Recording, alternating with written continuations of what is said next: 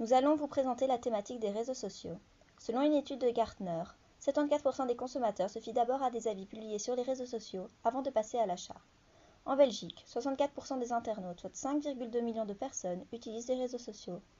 4 Belges sur 10 ayant un profil sur un réseau social suivent au moins une marque. Il en ressort que 4 secteurs sont populaires. Les médias, avec des marques comme Amazon et Pixmania, la mode, comme Zalando et Anne-Sophie, l'alimentation, comme Carrefour et Colruyt, et enfin toutes les chaînes de magasins telles que Innovation et Brico. Ici, nous nous intéresserons bien évidemment à la mode. Il ressort de certaines études que les consommateurs aimeraient être plus impliqués dans la gestion de leur marque préférée.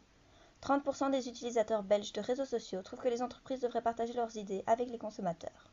23% d'entre eux aimeraient participer à la co-création de produits et de services d'une marque qu'ils apprécient. Les réseaux sociaux poussent le consommateur à jouer un rôle déterminant dans la gestion de l'entreprise. On prendra comme exemple le site ModCloth qui, par un système de vote, propose à ses utilisateurs d'élire le design qu'ils préfèrent pour la prochaine collection.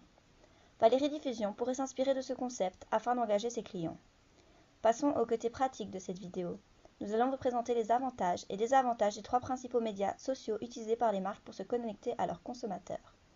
Nous commencerons avec Facebook, le support central de présence sociale des marques. Avec plus d'1 milliard d'utilisateurs dans le monde, ce média social présente différents avantages. Pour l'entreprise, Facebook est un moyen idéal d'atteindre de nouveaux consommateurs et de se lier avec les consommateurs déjà existants sur une plateforme populaire.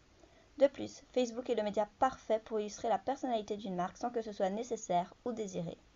C'est un support rapide pour répondre aux questions et plaintes des consommateurs. Cependant, il est important d'assurer un contenu attractif, pertinent et à jour pour garder des followers et en attirer. Comme nous le voyons ici, Valérie Diffusion possède déjà sa page Facebook. La page Facebook de Valérie Diffusion est composée de différents posts annonçant promotions, nouvelles collections, événements et avantages en tout genre, ainsi que des articles de mode destinés à informer le consommateur. Avec une fréquence d'au moins un post par jour, Valérie Diffusion souhaite maintenir l'internaute à jour et le fidéliser. À gauche, la page permet aux consommateurs de laisser leurs commentaires. Maintenant, intéressons-nous au site de Anne-Sophie Smart Shopping. On y trouve une succession de posts illustrant les nouvelles collections, les promotions et autres informations utiles aux consommateurs. Il est également important de noter que sur la gauche, la page présente différents liens vers d'autres médias sociaux comme Pinterest et Instagram qui sont tous deux des médias importants pour illustrer les produits.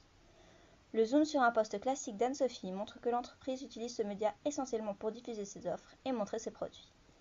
Twitter, avec plus de 230 millions d'utilisateurs dans le monde, est un média social qui permet des communications limitées à 140 caractères. La brièveté et la clarté sont essentielles dans les communications sur ce réseau.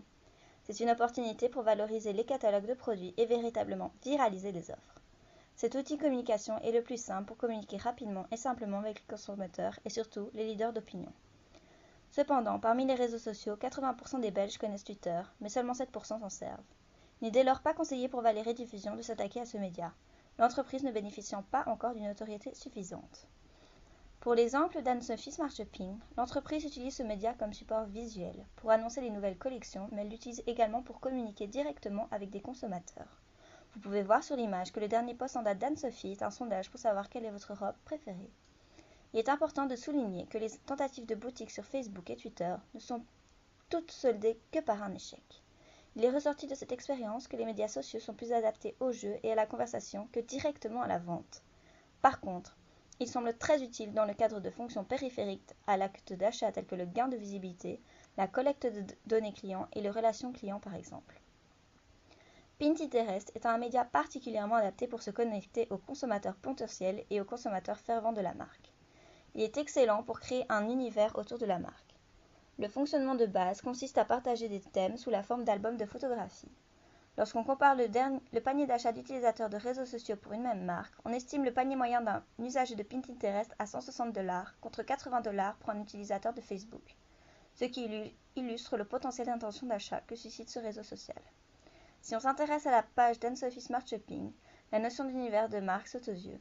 La page est structurée telle une garde-robe présentant les nouveautés, les bons plans et autres informations utiles aux consommateurs. Une idée dont Valérie Diffusion ferait bien de s'inspirer. Created using Powtoon.